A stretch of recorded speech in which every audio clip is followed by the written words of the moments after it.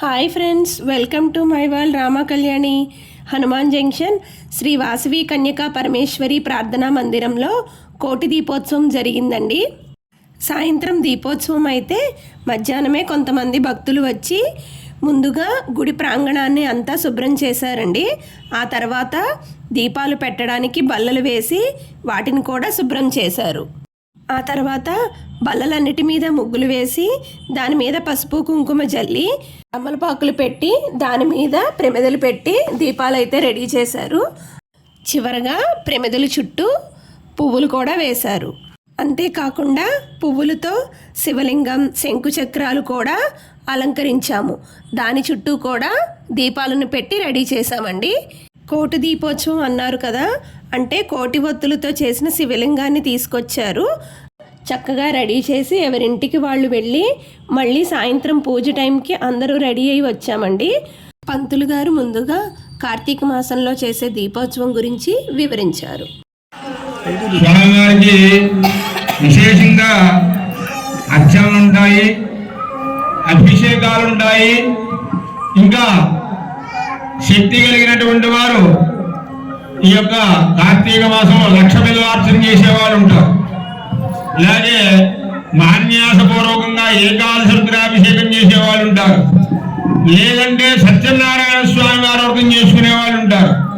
కొంతమందికి ఆనవాయితీగా ఈ కార్తీక మాసంలో కేదారేశ్వర స్వామి వారి వ్రతాలు ఉంటాయి. ఆ యొక్క అర్ధనారీశ్వర తత్వంలో కేదారేశ్వర స్వామి వారి వ్రతాలు ఉంటాయి. అంటే వంశానుగతంగా వారి వారి విధి విధానాల్లో ఆచరిస్తూ ఉంటారు. అందరికీ ఉండవి అంచేత వాటిని ఆచరిస్తూ ఉంటారు కొంతమంది. అయితే ఏ వ్రతం చేసినా, అభిషేకం చేసినా, లేదా పూజ చెయ్యి, దానం చెయ్యి, ఏది చెయ్యి, దానికి కర్మ ఫలితం దేని వల్ల మనకి కనబడుతుంది అంటే ఆదౌ దీపారాధనం కృత్వా, మన కర్మకి సాక్షీభూతమైన యొక్క దీపారాధన. అలాగే అజ్ఞానంలో ఉండేటటువంటి వారికి విద్య. ఆ గురువు గారు ఏం చెప్తాడు, నాయన నీకు బాగోలేదు, నువ్వు ఆ పని చేసుకో అని చెప్తారు. దాన్ని మనం చక్కగా గురువు గారు చెప్పిన రీతిలో మనం అనుసరించి దాన్ని ఒక ఆచరణ యోగ్యంగా చేసుకున్నట్లయితే, ఒక సద్భావంతో చేసుకున్నట్లయితే అది మనకి ఉపయోగకరంగా ఉంటుంది. ఏముంది ఆయన దగ్గరికి వెళ్తే అని చెప్పారంటే ఆయనకు 10 రూపాయలు 100 రూపాయలు ఇవ్వాలి, మనకెందుకు వచ్చిన గొడవ అని చెప్పి అనుకున్నాం అనుకోండి, మన 100 మన 10 రూపాయలు మన జేబులోనే ఉంటాయి. మనకి వెనకాల ఇంకా వచ్చేది వెనకాల బోళ్ళంత వస్తూ ఉంటుంది. అది వేరే విషయం. అది లేదా కార్తీక మాసంలో ఈ దీపారాధనకి అంత విశిష్టత ఉంది.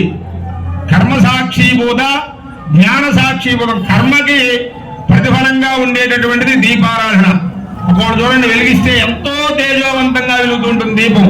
అందువల్ల అక్కడ ఉన్నటువంటి వాడి మనసులో ఉన్నటువంటి భక్తి జ్ఞాన సముద్రం అక్కడ జ్యోతి రూపంలో వెలుగుతూ ఉంటుంది.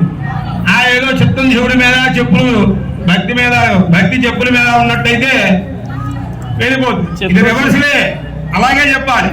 అంటే తెలిసిన దాని గురించి చెప్పకూడదు అదనమాట. తప్పేం పట్టరు అక్కడ. అందరికీ అందరూ ఇక్కడ ఉన్నటువంటి వాళ్ళందరూ విజ్ఞానులు, అందరూ మహా జ్ఞానులు, అందరూ కూడా అజ్ఞానులను అనకూడదు. మనం అంచేత అర్థం చేసుకుంటారు. ఇది అడ్డు వాడికి చేసుకుంటూ ఉంటారు. కుడియడం అయితే పొరపాట్లేదు. అంచేత ఈ యొక్క కార్తీక మాసంలో ఈ యొక్క దీపజ్యోతి మన శివాలయాల్లో లేదా విష్ణాలయాల్లో ఆకాశ దీపం పెడతారు. ఆకాశ దీపం ఎందుకు పెడతారు? పితృదేవతలు సంచారం చేస్తూ ఉంటారు. ఆకాశయానంలో పితృదేవతలు మరి వాళ్ళకి మార్గం ఎట్లాగా? మనం అంటే ఇంట్లో ఇన్వర్టర్ లైట్లో, టార్చ్ లైట్లో, ఫోకస్ లైట్లో ఏవోటి వేసుకుంటాం. మరి వాళ్ళకి ఎట్లాగా? ఇక్కడ వారి సంతానం ఏదైతే ఉందో వారు వెలిగించేటటువంటి ఆ జ్యోతుల్లోంచి వచ్చేటటువంటి కాంతి ప్రసరణ వాళ్ళకి మార్గాన్ని చూపిస్తుంది. అందుకోసమే గ్రామంలో ఉండేటటువంటి దేవాలయానికి కనీసం వెళ్ళి నీ ఉడతా భక్తితో, నీ శక్తితో చెంచా నూనెనా అక్కడ దీపంలో వేసి రావాలి వెళ్ళి. లేదంటే పితృదేవతలు ప్రీతిగా ఒక దీపం ఉన్నా వెలిగించి రావాలి. అక్కడ ఆకాశ దీపం దేవతలకి వాళ్ళు వెలిగిస్తారు మామూలుగా. కనీసం నీ శక్తి ఉన్నంతలో ఒక దీపారాధన అయినా సరే అక్కడ చేసి రావాలి. దేనికయ్యా అంటే ఇవాళ మనం చేసే పుణ్యం కోసం కాదు, రేపటి తరం కోసం అన్నమాట.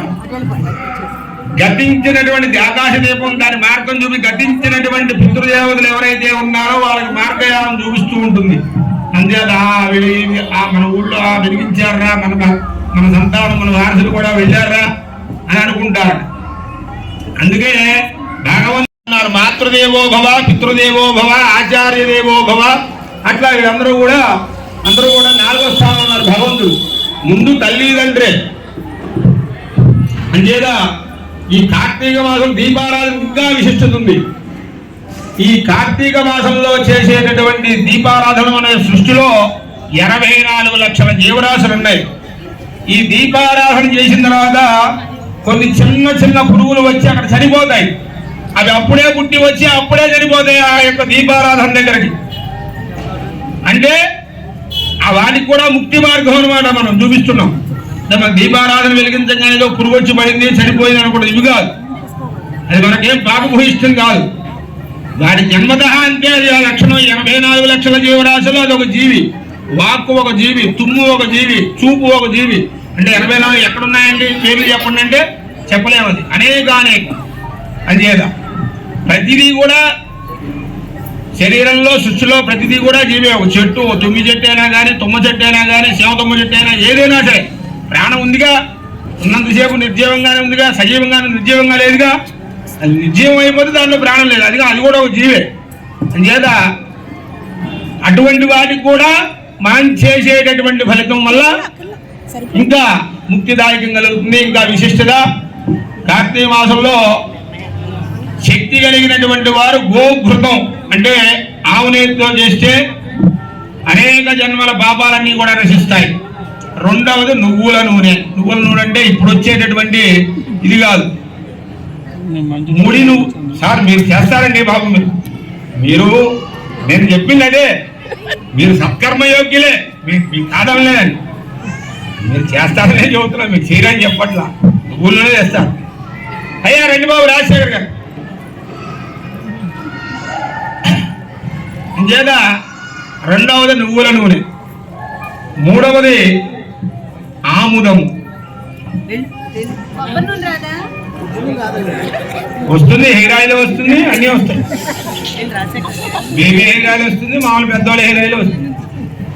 కొబ్బరి నూనె అంటే మనం ప్రశస్తంగా ఆడించుకోవాలి. కొబ్బరి నూనె కూడా వస్తుంది, విప్ప నూనె వస్తుంది. అంటే ఒక్కొక్క జాతకానికి ఒక్కొక్క దోషంలో ఉండేటటువంటి వాడికి ఒక్కొక్క రకంగా చేసుకుంటూ ఉండాలి. శ్రేష్టమైనటువంటిది ఆవు నెయ్యి. 5 రూపాయల ప్యాకెట్కి 500 రూపాయలు పుణ్యం వచ్చేయాలంటే రాదు. శ్రేష్టమైనటువంటి ఆవు నెయ్యితో చేసుకోవాలి. అది ఇంకేత చక్కగా కమిటీ వారు అందరూ కూడా శక్తివంచన లేకుండా గోకృతం అంటే ఆవు నెయ్యే తెచ్చారు. శ్రేష్టమైనటువంటిది దేశవాళీ ఆవు నెయ్యే తెప్పించారు విజయవాడ నుంచి. నవ్వుతారండి సార్. అరుణాచల్ నుంచేమో ఒత్తులు తెచ్చారు. అదే చక్కగా అంతా కూడా వాళ్ళు ఏదో చేశారులే మనం ఏదో చేశామని కాదు. మీ ముందు ఉన్నటువంటి దీపారాధనని భక్తి శ్రద్ధలతో వెలిగించుకోండి. అది ముఖ్యం. కలియుగంలో భగవంతుడి నామస్మరణ చేయడమే చాలా తక్కువ సమయం.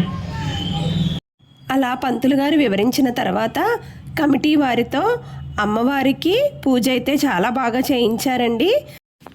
అలా పూజ చేసి అమ్మవారికి హారతి కూడా ఇచ్చారు. ఆ హారతిని భక్తులందరూ కూడా స్వీకరించుకున్నారు. అనంతరం భక్తులందరినీ కూడా దీపాలను వెలిగించమన్నారు. అలా దీపాలు వెలిగించిన తర్వాత నైవేద్యం సమర్పించి హారతి కూడా ఇచ్చారు. అందరూ దీపాలు వెలిగించిన తర్వాత లైట్లన్నీ ఆర్పేసి ఒక్కసారి గుడి ప్రాంగణం అంతా చూస్తే ఎంతో రమణీయంగా అనిపించిందండి. ఈ కోటి దీపోత్సవంలో భక్తులందరూ కూడా ఎంతో భక్తి శ్రద్ధలతో దీపాలన్నీ వెలిగించి అమ్మవారి ఆశీస్సులు తీసుకున్నారు. నేను ఆయన కూడా ఇద్దరం కలిసి దీపాలను వెలిగించాము. అలాగే పిల్లల పేర్లు కూడా చెప్పి వెలిగించామండి. ఇలా మా గుడిలో జరిగే కోటి దీపోత్సవంలో నేను మా ఆయన ఇద్దరం కలిసి ఉదయం సేవకు సాయంత్రం కోటి దీపోత్సవంలో పాల్గొన్నందుకు చాలా ఆనందంగా అనిపించిందండి.